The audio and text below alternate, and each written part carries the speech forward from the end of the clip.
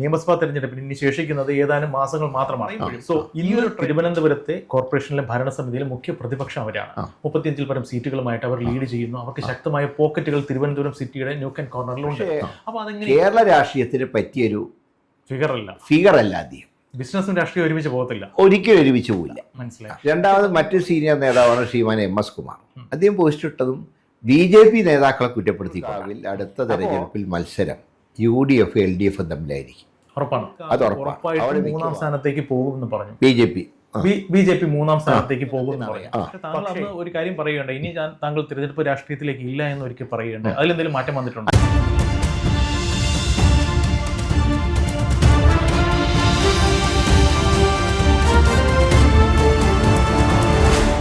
നമസ്കാരം സാർ. നമസ്കാരം. തദ്ദേശ തിരഞ്ഞെടുപ്പിന്റെ ഒരു ചൂടിലേക്ക് സംസ്ഥാനം കടന്നു കഴിഞ്ഞു.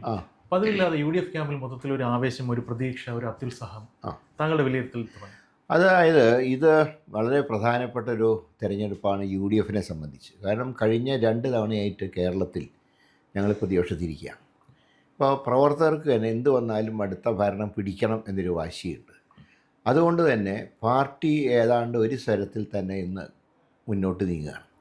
രണ്ടാമത്തത്, സാധാരണ UDFൻ്റെ ഒരു പ്രശ്നം ഉണ്ടാകുന്നത് ഈ റിബൽ സ്ഥാനാർത്ഥികളുടെ ഒരു ആധിക്യമാണ്.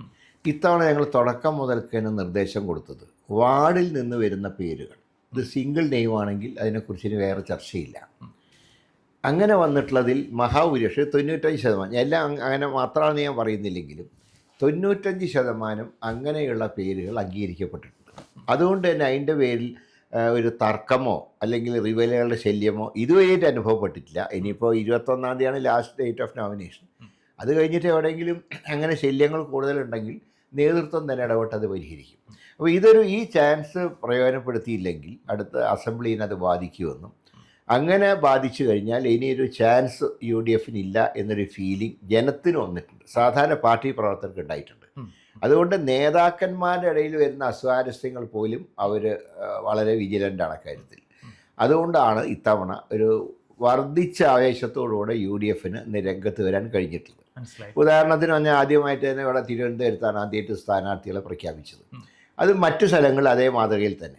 സത്യം പറഞ്ഞാൽ സാധാരണയൊക്കെ UDFൻ്റെ ഒരു പതിവെന്ന് പറയുന്നത് 21-ാം തീയതിയാണല്ലോ ലാസ്റ്റ് ഡേറ്റ്, 20-ാം തീയതിയും തർക്കമായിരിക്കും. പക്ഷേ ഇത്തവണ അതിൽ നിന്നൊക്കെ വ്യത്യസ്തമായി ഈ 12-ാം തീയതി ആകുമ്പോഴേക്കും തന്നെ ഏതാണ്ട് ഒട്ടുമിക്ക സീറ്റുകളിലേക്കും സ്ഥാനാർത്ഥികൾ രംഗത്ത് വന്നു തീരുമാനിച്ചു. ഈ സാധാരണഗതിയിൽ ഈ കോൺഗ്രസിനെ താങ്കൾ പറഞ്ഞതുപോലെ സ്ഥാനാർത്ഥികളെ നിർണ്ണയിക്കുക എന്നുള്ളതാണ് ഏറ്റവും വലിയൊരു കടമ്പയായിട്ട് വരുന്നത്. പക്ഷേ ഇക്കുറി അത്തരം പ്രശ്നങ്ങളെല്ലാം മാറ്റിക്കഴിഞ്ഞു. പക്ഷേ നമ്മൾ പ്രാദേശിക തലത്തിലേക്ക് പോയി കഴിഞ്ഞാൽ, താഴെത്തട്ടിലേക്ക് ബൂത്ത് ലെവലിലേക്ക് ഇറങ്ങിക്കഴിഞ്ഞാൽ പലയിടങ്ങളിലും ഇപ്പോഴും കോൺഗ്രസിന് പ്രവർത്തിക്കാൻ അല്ലെങ്കിൽ UDFന് ശക്തമായ പ്രാദേശിക സംവിധാനങ്ങൾ ഇല്ല എന്നുള്ള ഒരു ആക്ഷേപം UDF ക്യാമ്പിൽ നിന്ന് തന്നെ കേൾക്കുന്നുണ്ട്. അതൊക്കെ എങ്ങനെ ടാക്കിൾ? അല്ല, അതിൻ്റെ താഴെത്തട്ടിൽ ഇപ്പോൾ ഇത് നമ്മുടെ ലോക്കൽ ബോഡി ഇലക്ഷൻ ആകുമ്പോൾ ഉള്ള പ്രവർത്തകരെ വെച്ചുകൊണ്ട് തന്നെ നമുക്ക് ഡോർ ടു ഡോർ ക്യാമ്പയിൻ നടത്താൻ കഴിയും.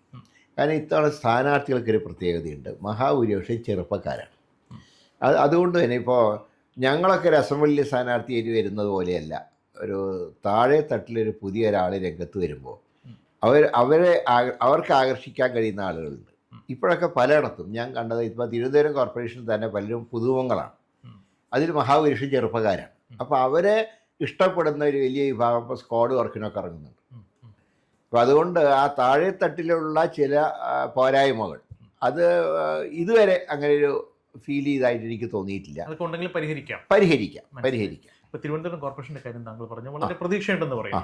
അപ്പോൾ പക്ഷേ നമ്മൾ നോക്കുമ്പോൾ തിരുവനന്തപുരത്തെ ഒരു മുൻ MLA, യുവ നേതാവ് ശ്രീ ശബരിനാഥൻ, അദ്ദേഹത്തെ തന്നെ കളത്തിലിറക്കി UDF മത്സരത്തെ നേരിടുമ്പോൾ എതിർപക്ഷം ഒരാക്ഷേപമായിട്ട് ഉന്നയിക്കുന്നു, UDF അവർ തോൽവി ഭയക്കുന്നു, അല്ലെങ്കിൽ അവരെ കൊണ്ട് കൂട്ടിയാൽ കൂടാത്തത് കൊണ്ടാണ് ഒരു വലിയൊരു നേതാവിനെ ഡീഗ്രേഡ് ചെയ്ത്.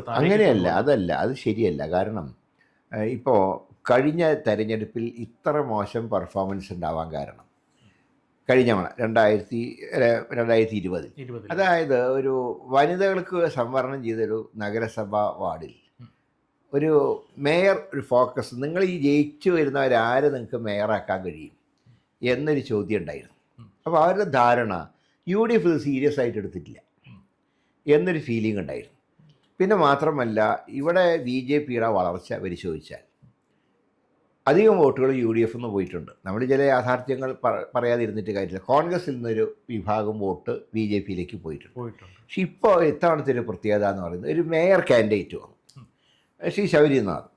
ഇതിപ്പോൾ അത് മുമ്പും ഞങ്ങൾ അതുപോലെ പ്രൊജക്റ്റ് ചെയ്തിട്ട് ശ്രീമതി MT പത്മേനെ പ്രൊജക്റ്റ് ചെയ്താണ് 2010 ഏതാണ്ട് കോർപ്പറേഷനിൽ 4 സീറ്റിൻ്റെ വ്യത്യാസത്തിനാണ് ഭരണം പോയത്, 200 വോട്ടിന്. അത്രയ്ക്കും മുന്നേറെ ഒരിക്കലും ഉണ്ടായിട്ടില്ല. കാരണം വനിതയ്ക്ക് സംവരണം ചെയ്ത കോർപ്പറേഷനിൽ MT പത്മയാണ് മേയർ എന്ന് പറഞ്ഞപ്പോൾ അതിന് ഞങ്ങൾക്ക് ഒരുപാട് മുന്നേറ്റം ഉണ്ടായി. അന്ന് തോറ്റത് കൂട്ടിച്ചേർത്ത പഞ്ചായത്തുകളുടെ ഭാഗങ്ങളിലാണ് 3-4 സീറ്റ് ഞങ്ങൾക്ക് ചെറിയ മാർജിൻ നഷ്ടപ്പെട്ടത്. അതില്ലായിരുന്നെങ്കിൽ അന്ന് ഞാൻ 200 വോട്ടിനാണ് അന്ന് ഭരണം പോയത്, 5 സീറ്റിന്. അപ്പോൾ അത് വലിയൊരു മുന്നേറ്റമായിരുന്നു. പിന്നീട് അങ്ങനെ മേയർ സ്ഥാനാർത്ഥിനെ കാണിച്ചില്ല, താഴോട്ട് പോയി. ഇവിടെ ഇത് ചെയ്യുമ്പോൾ മന്ത്രിയാണെങ്കിലും MLA ആണെങ്കിലും കോർപ്പറേഷൻ എന്ന് പറയുമ്പോൾ, പ്രത്യേകിച്ച് തലസ്ഥാനത്തെ ഒരു കോർപ്പറേഷൻ മേയർ എന്ന് പറഞ്ഞാൽ സാധാരണ ഒരു ക്യാബിനറ്റ് മന്ത്രിയുടെ ഒരു സ്റ്റാറ്റസ് തന്നെയാണ്. അക്കാലത്ത് യാതൊരു സംശയമില്ല. Kochi mayor, Thiruvananthapuram mayor, Kozhikode mayor എന്നൊക്കെ പറഞ്ഞാൽ ആ ഒരു സ്റ്റാറ്റസാണ്. ശബരിനാഥിനെ ഡിഗ്രേഡ് ചെയ്തതായിട്ട് ഒരു ആക്ഷേപം കഴമ്പില്ല. അദ്ദേഹം ആ ചലഞ്ച് ഏറ്റെടുത്തു. അതാണ് അതിന്റെ പ്രത്യേകത. മനസ്സിലായി. പക്ഷേ ഇപ്പൊ താങ്കൾ തന്നെ പറഞ്ഞു, കോൺഗ്രസിൽ അങ്ങനെ അത്ര കണ്ട് പതിവില്ലാത്തൊരു കീഴ്വഴക്കമാണ് ഒരു സ്ഥാനാർത്ഥിയെ ലീഡറായിട്ട് ഉയർത്തി കാണിച്ചുകൊണ്ടൊരു തിരഞ്ഞെടുപ്പിന് നേരിട്ടത്. ഇതൊരു കീഴ്വഴക്കമായിട്ട് മാറുമോ? നാളെ 2026 നിയമസഭാ തെരഞ്ഞെടുപ്പിന് ഇനി ശേഷിക്കുന്നത് ഏതാനും മാസങ്ങൾ മാത്രമാണ്.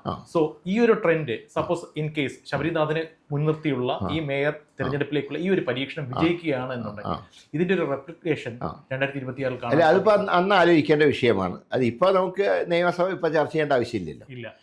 ഈ പരീക്ഷണം വിജയിക്കുകയാണെങ്കിൽ എന്താണെന്ന് അന്ന് നമുക്ക് നോക്കാം.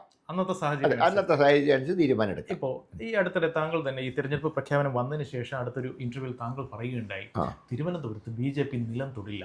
പക്ഷെ ഇത് പറയുമ്പോഴും ഇന്ന് തിരുവനന്തപുരത്തെ കോർപ്പറേഷനിലെ ഭരണസമിതിയിലെ മുഖ്യ പ്രതിപക്ഷം അവരാണ്. 35-ൽ പരം സീറ്റുകളുമായിട്ട് അവർ ലീഡ് ചെയ്യുന്നു. അവർക്ക് ശക്തമായ പോക്കറ്റുകൾ തിരുവനന്തപുരം സിറ്റിയുടെ ന്യൂക്ക് ആൻഡ് കോർണറിലുണ്ട്. അപ്പോൾ അതെങ്ങനെ ഇഗ്നോർ ചെയ്യാൻ? അതായത് ഞാൻ പറയാം, അവർക്ക് കിട്ടേണ്ട മാക്സിമം സീറ്റുകളാണ് 2015-ൽ 20-ലും കിട്ടിയത്. മനസ്സിലാക്കേണ്ടത് 35. പക്ഷേ ഇന്നുണ്ടായിട്ടുള്ള സംഭവ വികാസങ്ങൾ, ഒന്നാമത്തത് ഒരു കൗൺസിലറുടെ ആത്മഹത്യ. അത് വലിയ സീരിയസ് ആണ്. കാരണം ആ കൗൺസിലർ ആത്മഹത്യ ചെയ്യുമ്പോൾ എഴുതി വെച്ചത് ഈ മരണത്തിന് എൻ്റെ പാർട്ടിയാണ് ഉത്തരവാദി, അല്ലാതെ കോൺഗ്രസോ CPM അല്ല. ഞാൻ എൻ്റെ പാർട്ടിക്കാർക്ക് പാർട്ടി നേതാക്കൾ പറഞ്ഞനുസരിച്ച് വായ്പ കൊടുത്തു, തിരിച്ചടച്ചില്ല. അങ്ങനെ വന്നപ്പോൾ എനിക്ക് ജീവിക്കാൻ നിവൃത്തിയില്ലാത്ത സാഹചര്യം വന്നു. എനിക്ക് ആ കൗൺസിലർ എനിക്ക് നേരിട്ടറിയാം. രാഷ്ട്രീയ അഭിപ്രായ വ്യത്യാസങ്ങളുണ്ടെങ്കിലും സത്യം പറഞ്ഞാൽ ഇതുപോലെ കോർപ്പറേഷൻ മുനിസിപ്പൽ ആക്ടൊക്കെ പഠിച്ച് പ്രസംഗിക്കുന്ന ഒരാളുണ്ടായിരുന്നില്ല. ഇത് വെറും രാഷ്ട്രീയ പ്രസംഗമായിരുന്നില്ല. കൗൺസിലിലൊക്കെ അദ്ദേഹത്തിൻ്റെ പ്രസംഗം നിങ്ങൾക്ക് പരിശോധിച്ചാൽ കാണാം. നല്ല രീതിയിൽ നഗരസഭയുടെ എല്ലാ ആക്റ്റും മനസ്സിലാക്കി പ്രസംഗിച്ച ഒരാളാണ്. അപ്പോൾ അദ്ദേഹത്തിൻ്റെ ആത്മഹത്യ വളരെയധികം BJP പ്രവർത്തകരിൽ മനോവിഷമം ഉണ്ടാക്കിയിട്ടുണ്ട്. നേതൃത്വം വിചാരിച്ചിരുന്നെങ്കിൽ ഇത് ഒഴിവാക്കാമായിരുന്നു എന്നുള്ള ചിന്ത. രണ്ടാമത് മറ്റൊരു സീനിയർ നേതാവാണ് ശ്രീമാൻ MS കുമാർ. അദ്ദേഹം പോസ്റ്റ് ഇട്ടതും BJP നേതാക്കളെ കുറ്റപ്പെടുത്തിക്കൊണ്ടാണ്. അപ്പോൾ സാധാരണ പാർട്ടി പ്രവർത്തകരിൽ ഇന്നത്തെ നേതൃത്വം സാധാരണക്കാരെ ശ്രദ്ധിക്കാത്ത നേതൃത്വമാണ് എന്നുള്ള ഫീലിംഗ് ഉണ്ടായിട്ടുണ്ട്. ശ്രീ രാജീവ് ചന്ദ്രശേഖർ അദ്ദേഹം വലിയൊരു ബിസിനസ്സുകാരനാണ്, പിന്നെ അതിൽ നിന്ന് ഒരു തർക്കമൊന്നുമില്ല. പക്ഷേ കേരള രാഷ്ട്രീയത്തിന് പറ്റിയൊരു ഫിഗറല്ല അദ്ദേഹം.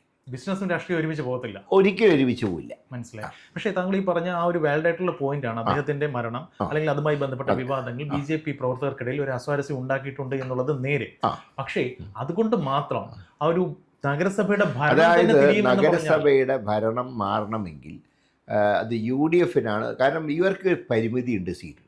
ഒരിക്കലും ഞാൻ പറയാം, പാർലമെൻറ്റിൽ എത്രയാണ് 60 സീറ്റിലെ മറ്റേ നഗരത്തിൽ ലീഡുണ്ടായി, അത് ശരിയാണ്. പക്ഷേ ഞാൻ പറയുന്നത് അത് അസംബ്ലി വരുമ്പോൾ തന്നെയുള്ള അവസ്ഥ എന്താ? നമ്മൾ കോർപ്പറേഷനിലേക്ക് പോകണ്ട, അസംബ്ലി വരുമ്പോൾ തന്നെ അതിൻ്റെ ഘടന മാറില്ലേ? രാജീവ് ചന്ദ്രശേഖരന് മറ്റേ ഇന്ത്യയിലെ കോൺഗ്രസ് എന്താ പറയേണ്ടത്, നരേന്ദ്രമോദി വരട്ടെ എന്ന് ആഗ്രഹിക്കുന്ന ഒരുപാട് ആൾക്കാർ വോട്ട് ചെയ്തിട്ടുണ്ട്. പക്ഷേ നിയമസഭയിൽ ഒരു ബന്ധം ചെയ്യും, ട്രെൻഡ് മാറും. അതുപോലെ തന്നെയാണ് കോർപ്പറേഷനിലും. ഇവർ പറഞ്ഞ പോലെ ഈ നഗരസഭ പിടിക്കാനാണ് ഉദ്ദേശമെങ്കിൽ ഇവർക്ക് ഇതുപോലത്തെ ഒരു സ്ഥാനാർത്ഥി നിർണയം നടത്താനോ ഒന്നും കഴിഞ്ഞില്ല. ഇപ്പോൾ ഇവരുടെ പദയാത്രകൾ നടത്തുമ്പോൾ തന്നെ സ്ഥാനാർത്ഥി ആരാന്നറിയില്ല. ഇന്നാണ് ഇപ്പോൾ ഏതാണ്ട് ബാക്കിയുള്ള സ്ഥാനാർത്ഥികളെ പ്രഖ്യാപിച്ചത്. എത്ര ഡിലേ വന്നു. ഇപ്പോൾ ഒരു നഗരസഭ പിടിക്കാനൊരു ഫൈറ്റ് ആണെങ്കിൽ അതിന് തക്കവണ്ണമുള്ള ഒരു സ്ഥാനാർത്ഥികളെ നിശ്ചയിക്കാൻ പോലും ഇവർക്ക് കഴിഞ്ഞിട്ടില്ല. മാത്രമല്ല ഇവർ നിശ്ചയിച്ച പല കാൻഡിഡേറ്റ്സിനും അതാത് വാർഡുകളിൽ തന്നെ വലിയ പ്രശ്നങ്ങളുണ്ട്. ഇപ്പം ഞാനൊരു ഉദാഹരണം പറയാം. കഴിഞ്ഞ 2 നഗരസഭാ തിരഞ്ഞെടുപ്പിൽ ഞങ്ങൾ 3-ാം സ്ഥാനത്ത് പോയൊരു വാർഡാണ് എൻ്റെ പഴയ നിയോജകമണ്ഡലത്തിലെ കൊടുങ്ങാനൂർ വാർഡ്. ഇത്തവണ 6 മാസം മുമ്പ് തന്നെ ഞങ്ങൾ എല്ലാ സജ്ജീകരണങ്ങളുമായിട്ട് കാൻഡിഡേറ്റിനെ വരെ നിശ്ചയിച്ചുകൊണ്ട് ജനറൽ വാർഡാണ് ഇന്ന സ്ഥാനാർത്ഥി എന്ന് പറഞ്ഞുകൊണ്ട് തന്നെ ഞങ്ങളുടെ വാർഡ് പ്രസിഡൻറ്റിനെ മുൻനിർത്തിക്കൊണ്ട് അവിടെ എല്ലാ പദയാത്ര ഉൾപ്പെടെ കഴിഞ്ഞു. ഇനിയിപ്പോൾ അവിടെ സത്യം പറഞ്ഞാൽ നാളെ ഇലക്ഷൻ വില്ലിങ് ആയിട്ടുള്ള ഒരു വാർഡാണത്. വി രാജേഷ് അവിടെ മത്സരിക്കുന്നത്. പക്ഷെ അവരുടെ കയ്യിൽ തർക്കം തീർന്നിട്ടില്ല. നിലവിലുള്ള കൗൺസിലർ വീണ്ടും ആഗ്രഹിച്ചു, പഴയ കൗൺസിലർ ആഗ്രഹിച്ചു. ഇപ്പോൾ രാജേഷിന് അത്രയല്ല പൂജപ്പുരയിൽ ഇദ്ദേഹം പരാജയമാണെന്ന് ഞങ്ങളല്ല പറഞ്ഞത്, അദ്ദേഹത്തിൻ്റെ പാർട്ടിക്കാരാണ് പറയുന്നത്. അപ്പോൾ ഇത്തവണ ഞങ്ങൾ ആ വാർഡ് പിടിച്ചെടുക്കും. അപ്പോൾ ഞാൻ ഒരു ഉദാഹരണം പറഞ്ഞാണ്. അപ്പോൾ അങ്ങനെ 3-ാം സ്ഥാനത്ത് പോയി 800 വോട്ട് കിട്ടിയൊരു വാർഡിലാണ് 1-ാം സ്ഥാനത്തേക്ക് നമ്മളിപ്പോൾ അവിടെ എത്തിയിട്ടുള്ളത്. അപ്പോൾ അതുപോലുള്ള വാർഡുകളുണ്ട്. ഇപ്പം ഞങ്ങളിപ്പോൾ ചില പ്രത്യേക വാർഡുകൾ പ്രയോറിറ്റി കൊടുത്തുകൊണ്ടുള്ള പ്രവർത്തനങ്ങളാണ് ആവിഷ്കരിച്ചിട്ടുള്ളത്. മനസ്സിലായി. ഇപ്പോൾ താങ്കൾ ഈ പറയുന്ന പ്രാദേശികമായിട്ടുള്ള വിഷയങ്ങളാണ് പലപ്പോഴും തദ്ദേശ തെരഞ്ഞെടുപ്പിൽ നമ്മളെ ബാധിക്കുന്ന കൊച്ചു കൊച്ചു വിഷയങ്ങൾ, റോഡിന്റെ വിഷയങ്ങൾ, മാലിന്യ പ്രശ്നം, ഇതൊക്കെയാണ് ജനങ്ങളെ ബാധിക്കുന്നത്. പക്ഷേ തിരുവനന്തപുരം നഗരത്തിന് ഒരു പ്രത്യേകത ഉള്ളത്, സർക്കാർ ഉദ്യോഗസ്ഥർ വളരെയധികം സംസ്ഥാനത്തിന്റെ പല ഭാഗങ്ങളിൽ നിന്നുള്ള സർക്കാർ ഉദ്യോഗസ്ഥർ വന്ന് താമസിക്കുന്ന ഒരു നഗരമാണ് ഇവിടെ. അപ്പോൾ അതുകൊണ്ട് തന്നെ സർക്കാർ ഉദ്യോഗസ്ഥർ അല്ലെങ്കിൽ സർക്കാർ സർവീസ് റിലേറ്റഡ് ആയിട്ടുള്ള കാര്യങ്ങളും സർവീസ് സംബന്ധമായിട്ടുള്ള ഇപ്പോൾ തന്നെ ശമ്പള കുടിശ്ശിക, അതേപോലെ ഡി അത്തരത്തിലുള്ള ഒരുപാട് കാര്യങ്ങൾ വോട്ടിങ്ങിനെ ബാധിക്കാനുള്ള സാധ്യത തീർച്ചയായും സംസ്ഥാന രാഷ്ട്രീയം കുറേയൊക്കെ പ്രതിഫലിക്കുന്ന ഇലക്ഷനാണ് തിരുവനന്തപുരം കോർപ്പറേഷൻ, കാരണം തലസ്ഥാനമാണ്. പക്ഷേ അങ്ങനെ വരുമ്പോൾ സംസ്ഥാന സർക്കാർ ഈ അടുത്തിടെയായിട്ട് സർക്കാർ ഉദ്യോഗസ്ഥർക്കും അതുപോലെ തന്നെ പെൻഷൻകാർക്കൊക്കെ കുറേയധികം ക്ഷേമ പദ്ധതികളും ഫ്രീ ബീസ് ഒക്കെ പ്രഖ്യാപിച്ചിട്ടുണ്ട്. ഇതൊക്കെ UDF അനുകൂലമായി മാറും എന്നിങ്ങനെ അതായത് ഈ സർക്കാർ 9.5 വർഷമായിട്ട് യാതൊന്നും ചെയ്തില്ല. ശമ്പള കുടിശ്ശിക ആ കാര്യത്തിൽ ഒന്നും ഒരു നടപടിയും സ്വീകരിച്ചില്ല. ശമ്പള പരിഷ്കരണം പെൻഡിങ്ങിൽ വെച്ചു. ഇങ്ങനെ എല്ലാം കൊണ്ടും ദ്രോഹിച്ച് അവസാനം വന്നപ്പോൾ ഇപ്പോൾ ആളുകൾ പറയുന്നത് ഇത് കഴിഞ്ഞ തവണ കിറ്റ് തന്ന് പറ്റിച്ച പോലെ ഒരു സ്റ്റണ്ടാണ് എന്നുള്ള ഫീലിംഗ് പൊതുവെ ജനത്തിനുണ്ടായിട്ടുണ്ട്. അതുകൊണ്ട് അവർ ഒറ്റയടിക്ക് ഇത് വിഴുങ്ങില്ല. മാത്രമല്ല ഇതിൻ്റെ പണം കണ്ടെത്താനുള്ള പ്രയാസമുണ്ട്. ഇവർ സഹകരണ സ്ഥാപനങ്ങളോടൊക്കെയാണ് സഹായം ചോദിച്ചിട്ടുള്ളത്. ഒരു സഹകരണ സ്ഥാപനത്തിനും അവർ വിചാരിച്ചാൽ പോലും സർക്കാരിനെ സഹായിക്കാൻ സാധ്യമല്ല. കാരണം ഇപ്പോൾ അതൊരു അപകടമായിട്ടുള്ളൊരു പ്രവണത ഇപ്പോൾ ഉണ്ടായിട്ടുണ്ട്. അത് നമ്മൾ കാണാതിരിക്കരുത്. സഹകരണത്തിനോടൊരു ആഭിമുഖ്യ കുറവുണ്ടായിട്ടുണ്ട് ജനത്തിന്. ഇപ്പോൾ പല സഹകരണ സ്ഥാപനങ്ങളും ഞങ്ങൾക്കറിയാം, ഞങ്ങളുടെ പാർട്ടി ഭരിക്കുന്ന സഹകരണ സ്ഥാപനങ്ങളിൽ പോലും നിക്ഷേപകർ ഇത് പിൻവലിക്കാൻ വേണ്ടി നിൽക്കുക. പിന്മാറിയാൽ എന്താ ദോഷം? അവർ നാഷണലൈസ്ഡ് ബാങ്കിൽ കൊണ്ടിടാനാണ്. അവരൊന്ന് പലിശ കുറഞ്ഞാലും കുഴപ്പമില്ല, സേഫ്റ്റി ഉണ്ടല്ലോ. അപ്പോൾ അങ്ങനെയുള്ളൊരു ബാങ്കിനോട് സഹായം ചോദിച്ചാൽ കിട്ടില്ല. CPM ഭരിക്കുന്ന സഹകരണ സ്ഥാപനങ്ങൾക്ക് പോലും ഇന്ന് സർക്കാരിനെ സഹായിക്കാൻ കഴിയില്ല. അപ്പോൾ ഈ ഫണ്ട് കണ്ടെത്താനുള്ളൊരു മാർഗ്ഗം ഇവർ അനുവർത്തിച്ചിട്ടില്ല. ഇതൊക്കെ ഞങ്ങൾ പ്രൊജക്റ്റ് ചെയ്ത് പറയും ഇലക്ഷൻ കാലത്ത്. മനസ്സിലായി. ഈ ഭരണവിരുദ്ധ വികാരം എന്ന് പറയുന്ന ഒരു സംഗതിയുണ്ട്, അത് ഭയങ്കരമായി അതിരൂക്ഷമാണ് എന്ന് പ്രതിപക്ഷ കക്ഷികൾ പറയുന്നു. പക്ഷെ സർക്കാർ പറയുന്നു അങ്ങനെ ഒരു സംഭവമേ ഇല്ല. ഞാൻ പറയാം എന്തുകൊണ്ടാണ് കഴിഞ്ഞ ലോക്സഭയിൽ പോലും അന്ന് പറയുമ്പോൾ നവകേരള സദസ്സ് ഒരുപാട് പ്രഖ്യാപനം ഇതൊന്നും ഏറ്റില്ലല്ലോ.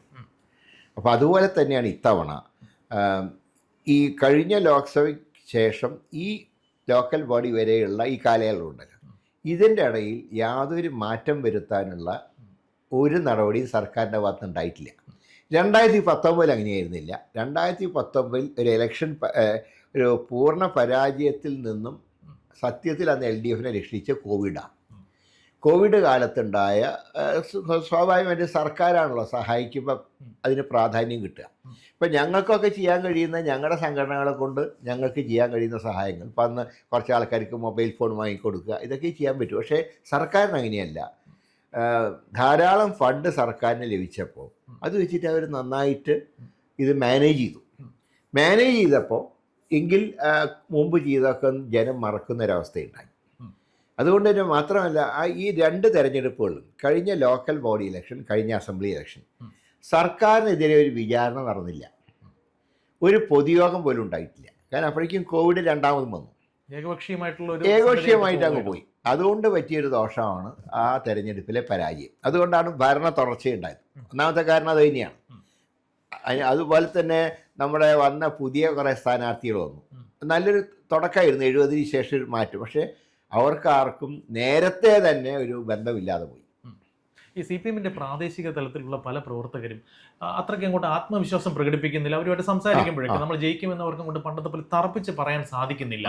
അത് ശരിക്കും BJP-യെ ഭയന്നിട്ടാണ് എന്നാണ് BJP-ക്കാർ പറയുന്നത്. അപ്പോൾ കോൺഗ്രസ് BJP അങ്ങനെ ഭയക്കേണ്ട, BJP-യെ ഭയന്നുകൊണ്ടൊന്നും അല്ല പരാജയം. UDF ശക്തമായിട്ട് വന്നപ്പോൾ LDF-ന് കിട്ടേണ്ട വോട്ടുകൾ പോകുന്നത് BJP-യിലേക്കല്ല, UDF-ലേക്കാണ്. കാരണം ഭരണവിരുദ്ധ വികാരം ഉണ്ടെങ്കിൽ അത് പ്രയോജനപ്പെടുത്താൻ നല്ലത് UDF ആണ്. BJP-ക്ക് അത് പ്രയോജനപ്പെടുത്താൻ കഴിയില്ല. കാരണം 2 മുനിസിപ്പാലിറ്റികൾ കിട്ടിയിട്ട് തന്നെ അവിടെ അടിയോടടിയാണ്. ഇപ്പോൾ ആ മുനിസിപ്പാലിറ്റിയിൽ സ്ഥാനാർത്ഥി നിർണ്ണയം പോലും അവർക്ക് മര്യാദയ്ക്ക് നടത്താൻ പറ്റിയില്ല. പാലക്കാടൊക്കെ അടിയാണ്. അപ്പോൾ അങ്ങനെ കിട്ടിയ മുനിസിപ്പാലിറ്റി പോലും നന്നായി കൊണ്ടു നടക്കാൻ കഴിയാത്തവർ നാളെ എങ്ങനെ കോർപ്പറേഷൻ കൊണ്ടു നടക്കും? പക്ഷേ ഇതൊക്കെ പറയുമ്പോഴും BJP-യുടെ ചില കരുനീക്കങ്ങൾ നമ്മളൊന്ന് സൂക്ഷ്മമായിട്ട് നിരീക്ഷിച്ചു കഴിഞ്ഞാൽ അവരൊരു റിട്ടയർഡ് DGP-യൊക്കെ, എനിക്ക് തോന്നുന്നു കേരളത്തിൽ ഇതിനു മുൻപ് കേട്ടുകേൾവില്ലാത്തൊരു സംഭവം, ഒരു റിട്ടയർഡ് DGP IPS ഓഫീസർ അവരാദ്യമായിട്ട് തദ്ദേശ തെരഞ്ഞെടുപ്പിൽ മത്സരിക്കുന്നു. അതായത് ഈ ജയത്തിൽ കുറച്ച് ഒന്നും നമ്മൾ പ്രതീക്ഷിക്കുന്നില്ല, ഈ സ്ഥാനാർത്ഥിയാണ് അല്ലെങ്കിൽ ഈ കൗൺസിലർ ജയിച്ചു കഴിഞ്ഞാൽ നമ്മുടെ മേയർ സ്ഥാനാർത്ഥിയാണ് എന്ന് പ്രൊപ്പഗേറ്റ് ചെയ്തുകൊണ്ട് അവർ മുന്നോട്ട് പോകുന്നു. അപ്പോൾ അതിനെങ്ങനെയാണ് കാണുന്നത്? അതായത് BJP എന്ന രാഷ്ട്രീയ പ്രസ്ഥാനം കൂടുതലായിട്ട് ഊന്നുന്നത് ഒരു ഹിന്ദു വികാരമാണ്. അതൊരു യാഥാർത്ഥ്യമാണ്. ഇവർ സെക്യുലർ പാർട്ടിയൊന്നുമല്ല. ഇവർക്ക് വോട്ടിന് വേണ്ടി ഹിന്ദു മതത്തിൻ്റെ ഒരു ഹോൾസെയിൽ ഏറ്റെടുത്തിട്ടുള്ളവരാണ്. അങ്ങനെ ഒരു പാർട്ടി ആറ്റുകാൽ പൊങ്കാലയെ പോലും വിമർശിച്ച ശ്രീലേഖയെ, അവർ IPS ഉദ്യോഗസ്ഥയായിരുന്നപ്പോൾ പോലും അവർ ശക്തമായിട്ട് ഈ കുട്ടികളുടെ ചൂരൽ കുത്തലിനൊക്കെ എതിരായിട്ട് ശക്തമായിട്ട് കുത്തിയോട്ടത്തിനെതിരെ നിലപാടെടുത്ത ഒരാളാണ്. ഇത് വൻതോതിൽ ഇപ്പോൾ പ്രചരണത്തിലാണ്. ഞങ്ങളാരുമല്ല പ്രചരിപ്പിക്കുന്നത്, അവരാൾക്കാർ ഇനി ആയിരിക്കും അവർ. പക്ഷേ അതും ആ നിലപാടുകൾ NSS-നെ കുറിച്ച് അവർ പറഞ്ഞ ചില കാര്യങ്ങൾ, NSS മാനേജ്മെൻറ്റ് കൈക്കൂലി വാങ്ങുന്നു എന്നൊക്കെ പറഞ്ഞിട്ടുള്ള ശബ്ദരേഖകളൊക്കെ ഇപ്പോൾ പുറത്തു വന്നു. അതുകൊണ്ട് ഒരു പക്ഷേ ആ മേയർ സ്ഥാനാർത്ഥി തന്നെയായിരിക്കും അവരുടെ പരാജയത്തിൻ്റെ മുഖ്യ കാരണം എന്നാണ് എൻ്റെ റീഡിങ്. ശാസ്തമംഗലത്ത് ശ്രീലേഖ IPS പൊട്ടും എന്നാണ് താങ്കൾ പറയുന്നത്? അവർക്ക് ഇത്തവണ പരാജയപ്പെടാനുള്ള സാധ്യതയുണ്ട്. കാരണം UDF-ൻ്റെയും LDF-ൻ്റെയും മികച്ച സ്ഥാനാർത്ഥികളാണ്. ഇപ്പോൾ ഞങ്ങളുടെ ഒരു റിട്ടയർഡ് മുമ്പ് ഉള്ള കൗൺസിലറുടെ വൈഫാണ്, രാഷ്ട്രീയമായിട്ട് നല്ല ബന്ധമുള്ളൊരു കുടുംബമാണ്, പഴയ മുൻ കൗൺസിലറുടെ സഹോദരിയാണ്. അപ്പോൾ അങ്ങനെയുള്ളൊരു കാൻഡിഡേറ്റിനെയാണ് ഞങ്ങൾ പ്രൊജക്റ്റ് ചെയ്തിട്ടുള്ളത്. കഴിഞ്ഞ തവണ LDF-ൻ്റെ മേയർ സ്ഥാനാർത്ഥി കുന്നുകുഴിയിൽ പരാജയപ്പെട്ടു. ഇക്കുറി അത് BJP-ക്ക് സംഭവിക്കുമെന്നാണോ താങ്കൾ പറയുന്നത്? തീർച്ചയായിട്ടും ഇത്തവണ മിക്കവാറും BJP-യുടെ മേയർ സ്ഥാനാർത്ഥി ശാസ്തമംഗലത്ത് പരാജയപ്പെടുന്നത് തന്നെയാണ് എൻ്റെ ഇപ്പോഴത്തെ ഒരു പ്രാഥമിക. പക്ഷേ ഈ പല ആൾക്കാരും ഇത് സസൂക്ഷ്മം നിരീക്ഷിക്കുന്ന, രാഷ്ട്രീയം നിരീക്ഷിക്കുന്ന ആൾക്കാർ കാണുന്ന ഒരു കാര്യം, ഒരു IPS ഓഫീസർ എന്തിനെ ഒരു കൗൺസിലറായിട്ട് ഒരു തെരഞ്ഞെടുപ്പിൽ, ഒരു പ്രാദേശിക തെരഞ്ഞെടുപ്പിൽ മത്സരിക്കണം എന്നുള്ളൊരു ചോദ്യമുണ്ട്. അപ്പോൾ അതേക്കുറിച്ച് അന്വേഷിച്ച് പോകുമ്പോൾ നമുക്ക് വെളിവാകുന്ന ചില കാര്യങ്ങളുണ്ട്. ഇതിന് പിന്നിൽ എന്തൊക്കെയോ വലിയ 2026 തെരഞ്ഞെടുപ്പിൽ ലക്ഷ്യമിട്ടിട്ടുള്ള ചില വലിയ കരുനീക്കങ്ങളുടെ ഭാഗമാണ്. ഒരു പക്ഷേ താങ്കൾ തന്നെ നേരത്തെ പ്രതികരിച്ചിട്ടുള്ള വട്ടിയൂർക്കാവ് നിയോജക മണ്ഡലത്തിന്റെ ഭാഗമായിട്ടാണ് ശാസ്തമംഗലത്തെ ഈ വാർഡ് വരുന്നത്. അവിടെ ഒരു എലീറ്റ് ക്ലാസ് കമ്മ്യൂണിറ്റിയാണ് അവിടെ അധിവസിക്കുന്നത്. അപ്പോൾ അവിടെ നിന്ന് കഴിഞ്ഞാൽ സ്വാഭാവികമായിട്ട് ഒരു റിട്ടയർഡ് IPS ഓഫീസർ ഈസി ആയിട്ട് ജയിച്ചിങ്ങി പോരും. അഥവാ ഇൻ കേസ് അവർ പരാജയപ്പെട്ടാൽ പോലും അടുത്ത തിരഞ്ഞെടുപ്പിൽ വട്ടിയൂർക്കാവ് ഈസി ആയിട്ട് BJP-ക്ക് പിടിക്കാനുള്ള ഒരു കരുനീക്കമാണ് ഇപ്പോഴേ തുടങ്ങുന്നത് എന്ന ചില വിലയിരുത്തലുകൾ വരുന്നു. താങ്കൾക്ക് യോജിച്ചു? ഞാൻ ഒരു കാര്യം തറപ്പിച്ചു പറയാം. വട്ടിയൂർക്കാവിൽ അടുത്ത തെരഞ്ഞെടുപ്പിൽ മത്സരം UDF LDF തമ്മിലായിരിക്കും. ഉറപ്പാണ്? അത് ഉറപ്പാണ്. അവിടെ മിക്കവാറും BJP 3ാം സ്ഥാനത്തേക്ക് പോകും. ഏത് സ്ഥാനാർത്ഥി വന്നാലും? ഏത് സ്ഥാനാർത്ഥി വന്നാലും. ഓക്കെ.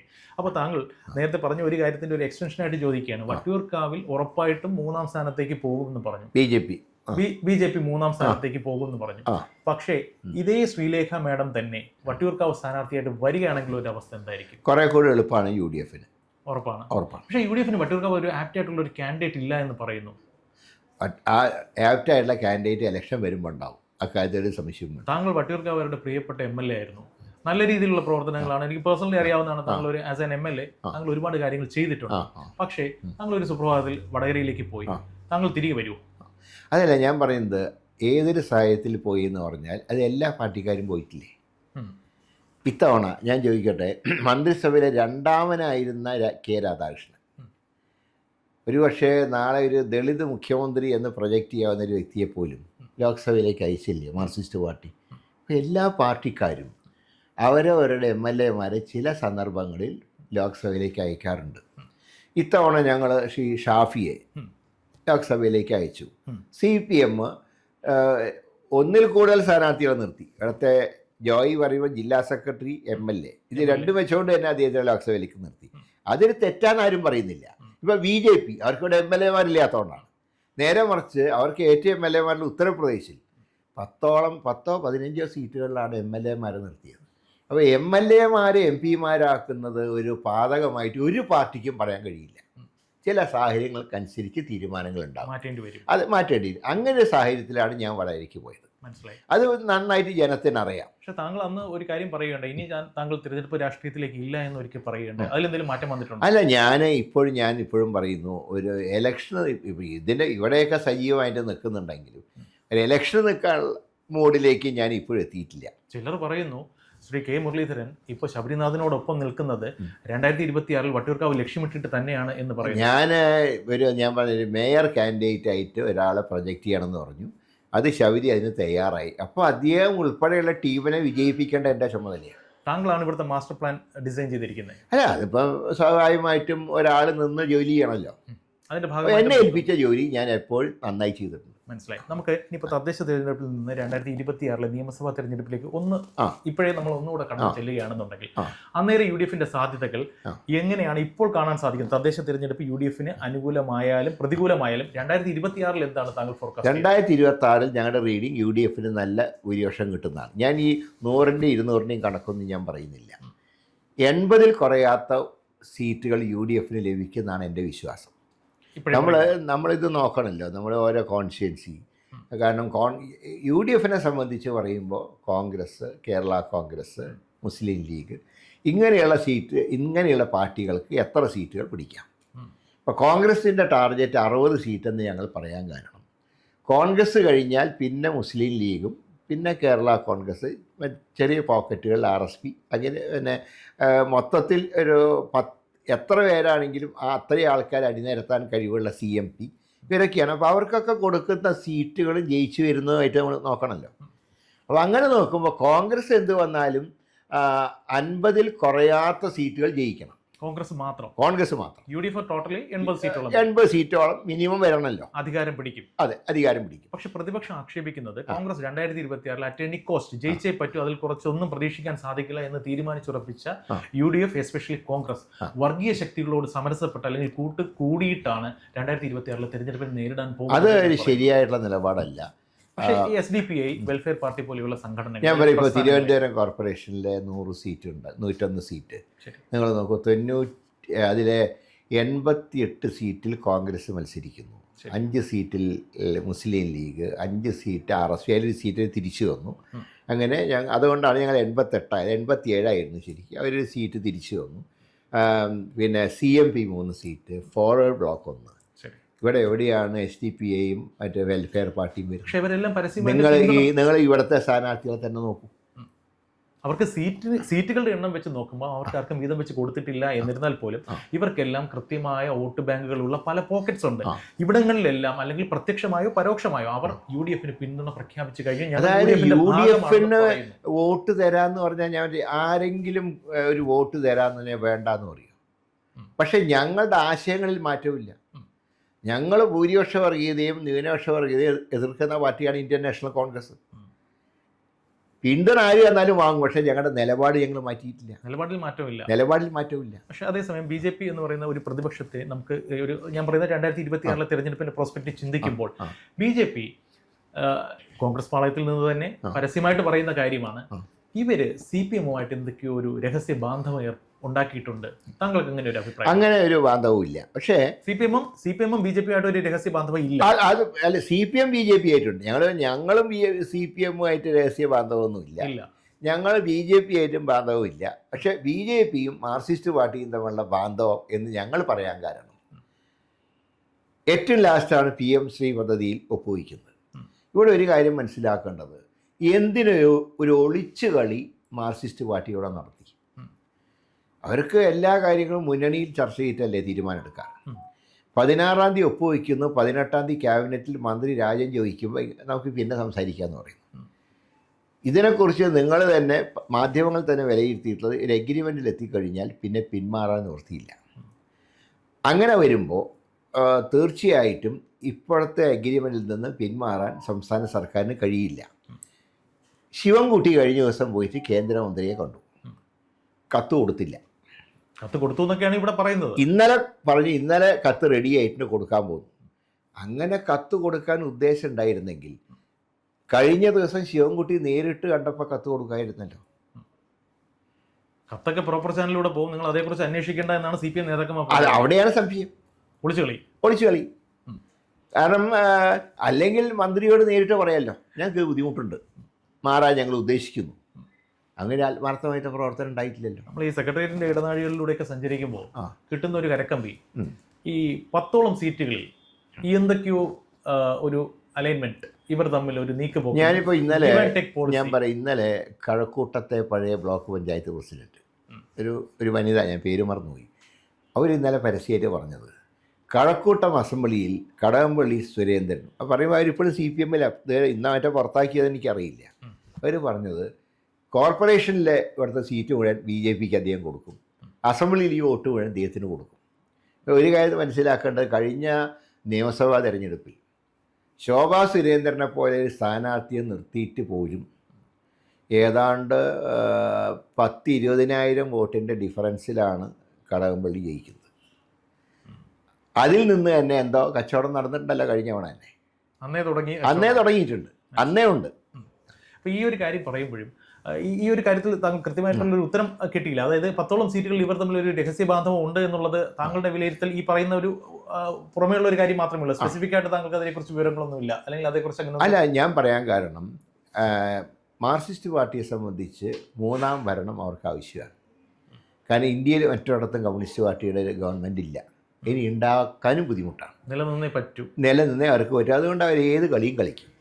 BJPയെ സംബന്ധിച്ച് അവരുടെ ഒരു ധാരണ, 3ാമതൊരു പരാജയം വന്നു കഴിഞ്ഞാൽ പിന്നെ കോൺഗ്രസ്സിന് ഇവിടെ നിലനിൽപ്പുണ്ടാവില്ല. കുറേ ആൾക്കാർ അവർ മുഖ്യ പ്രതിപക്ഷമായിട്ട് മാറുന്നൊക്കെയാണ് അവരുടെ റീഡിങ്. അവരുടെ അജണ്ട എന്ന് പറഞ്ഞാൽ 2031 അന്ന് ഭരിച്ചാൽ മതി. അതെ, അതുവരെ 2026 കോൺഗ്രസിനെ പൂർണ്ണമായിട്ടും തകർത്ത് ഈ 5 വർഷം കൊണ്ട് പാർട്ടി എസ്റ്റാബ്ലിഷ് ചെയ്യുക, അതാണ് BJPയുടെ ലക്ഷ്യം. അപ്പോൾ അതിന് രണ്ടും കൂടെ ഒരു ഫോർമുലയാണ് ഇവർ തമ്മിലുള്ള ബന്ധത്തിൻ്റെ സാധ്യത. കാര്യങ്ങൾ ഇങ്ങനെ വളരെ മനോഹരമായിട്ട് പോകുമ്പോഴും നിഷ്പക്ഷമായ രാഷ്ട്രീയം വിലയിരുത്തുന്ന പല ആൾക്കാരോട് സംസാരിക്കുമ്പോൾ അവർ പറയുന്നത് എന്തൊക്കെ കുറ്റങ്ങളുണ്ടെങ്കിലും കുറവുകളുണ്ടെങ്കിലും LDFനെ നയിക്കാൻ ഒരു ക്യാപ്റ്റനുണ്ട്. ക്യാപ്റ്റൻ എന്നുള്ള പ്രയോഗം ആ പാളയത്തിൽ നിന്ന് തന്നെ വന്നതാണ്. എന്നിരുന്നാൽ പോലും ദർ ഇസ് എ ലീഡർ. പക്ഷേ UDFിലേക്ക് നോക്കിക്കഴിഞ്ഞാൽ നമുക്ക് അങ്ങനെ ഒരു ലീഡറെ പ്രൊപ്പഗേറ്റ് ചെയ്ത് കാണാൻ സാധിക്കുന്നില്ല. പണ്ട് ഉമ്മൻചാണ്ടി ഉണ്ടായിരുന്നു, അതിന് മുന്നേ കരുണാകരൻ സാർ ഉണ്ടായിരുന്നു. പക്ഷേ ഈ ഇപ്പോഴത്തെ തലമുറയിലേക്ക് വന്നു കഴിഞ്ഞാൽ അങ്ങനെ ഒരു, അതായത് കഴിവുള്ളവർ എല്ലാവരും തന്നെയാണ് ഇപ്പോഴത്തെ നേതാക്കന്മാർ. അത് VD സതീശനാണെങ്കിലും രമേശ് ചെന്നിത്തലയാണെങ്കിലും KC വേണുഗോപാലാണെങ്കിൽ ഇതൊക്കെ നല്ല സീനിയറായിട്ടുള്ള ഇപ്പോഴത്തെ കാലഘട്ടത്തിലെ സീനിയേഴ്സാണ്. ഇവരാരും തന്നെ മുഖ്യമന്ത്രിയാവാൻ അയോഗ്യരായിട്ടുള്ളവരല്ല. പിന്നെ സ്വാഭാവികമായിട്ടും ഒരു ജനറേഷൻ ചേഞ്ച് ഉണ്ടല്ലോ. KM കരുണാകരൻ നിന്ന കാലത്ത് എല്ലാവർക്കും അറിയാം മുഖ്യമന്ത്രി കരുണാകരനായിരിക്കും, പ്രഖ്യാപിച്ചില്ലെങ്കിൽ കരുണാകരനായിരിക്കും. AK ആൻ്റണിയുടെ കാലത്ത് മുഖ്യമന്ത്രി ആൻ്റണി ആയിരിക്കും. ഉമ്മൻചാണ്ടിയുടെ വന്നപ്പോൾ മുഖ്യമന്ത്രി ഉമ്മൻചാണ്ടി ആയിരിക്കും. പക്ഷേ ഇപ്പോൾ ആ തലമുറ കംപ്ലീറ്റ് മാറി, അടുത്ത തലമുറക്കാരാണ് ഇപ്പോൾ. എന്ന് വെച്ചാൽ ഈ തലമുറ അടുത്ത തലമുറക്കാരെന്ന് വെച്ചാൽ യുവാക്കളല്ല, ഞങ്ങളൊക്കെ ഇപ്പോൾ അടുത്ത തലമുറക്കാരായിട്ടാണല്ലോ കണക്കാക്കുന്നത്. അപ്പോൾ സ്വാഭാവികമായിട്ടും അതിൽ ഒരാൾ ഉയർന്നു വരണം, അത് ഉയർന്നു വരും. ഞാൻ ഒരു ഉദാഹരണം പറയാം. ഹിമാചൽ പ്രദേശിൽ കഴിഞ്ഞ ഇലക്ഷനിൽ അതുവരെ നയിച്ച വീരഭദ്ര സിംഗ്, അദ്ദേഹം മരിച്ചു ഇലക്ഷന് മുമ്പ് തന്നെ. അദ്ദേഹമാണ് സ്ഥിരം കോൺഗ്രസിൻ്റെ മുഖം. ഹിമാചൽ പ്രദേശ് കോൺഗ്രസ് ആണെങ്കിൽ വീരഭദ്ര സിംഗാണ് മുഖ്യമന്ത്രി. ആ വീരഭദ്ര സിംഗ് ഇലക്ഷന് മുമ്പ് തന്നെ മരിച്ചു. ഒരു ലീഡർഷിപ്പ് ഉണ്ടായില്ല. ഇലക്ഷൻ നിന്ന് കോൺഗ്രസ് ജയിച്ചു, മോശമില്ലാത്ത ഭൂരിപക്ഷത്തിന്, അതായത് 60-40 ജയിച്ചു. ഇപ്പോഴത്തെ മുഖ്യമന്ത്രി സുഖ്ദേവ് സിംഗ് സുഖു അന്ന് ആർക്കും അറിയില്ല, പെട്ടെന്ന് അദ്ദേഹം വന്നു എന്ന് മാത്രമല്ല BJPയുടെ ഓപ്പറേഷൻ താമരൻ അദ്ദേഹം പരാജയപ്പെടുത്തി. ഇന്നിപ്പോൾ നോർത്ത് ഇന്ത്യയുടെ ഗവൺമെൻറ് സുഖ്ദേവ് സിംഗ് സുഖുവിൻ്റെ ഗവൺമെൻറ്റാണ്. മറ്റേ 2 മുഖ്യമന്ത്രിമാർ സൗത്ത് ഇന്ത്യക്കാരാണല്ലോ. നോർത്ത് ഇന്ത്യയിൽ ക്ഷേത്രങ്ങളുടെ നാടായിട്ടുള്ള ഒരു സംസ്ഥാനത്ത് കോൺഗ്രസ് ഭരിക്കുന്നൊരു സ്റ്റേറ്റാണ് ഹിമാചൽ പ്രദേശ്. വീരഭദ്ര സിംഗിനെ പോലത്തെ ഒരു നേതാവിൻ്റെ അഭാവത്തിൽ ആ പാർട്ടി ഇലക്ഷനെ നേരിട്ട് ഒരു പുതിയ മുഖം സമ്മാനിച്ചു. അതുപോലെ തീർച്ചയായിട്ടും കേരളത്തിൽ എക്സോറോ ആരാണെങ്കിലും അതൊരു പുതിയ ഒരു ഫേസ് കേരളത്തിന് നൽകും. അതായത് താങ്കളുടെ വാക്കുകളുടെ രത്ന ചുരുക്കം, തദ്ദേശവും പിടിക്കും, 2026 നിയമസഭയും പിടിക്കും. ആ ടാർഗറ്റിലാണ് പാർട്ടി നീങ്ങുന്നത്. എല്ലാ ഭാവവും. Thank you. കൂടുതൽ വാർത്തകളും വിശേഷങ്ങളും നേരിട്ട് ലഭിക്കാൻ ജനങ്ങളിൽ നിന്ന് ജനങ്ങളിലേക്ക് ജനഭൂമി ന്യൂസ് സബ്സ്ക്രൈബ് ചെയ്യൂ. ബെൽ ബട്ടൺ അമർത്താനും മറക്കരുത്.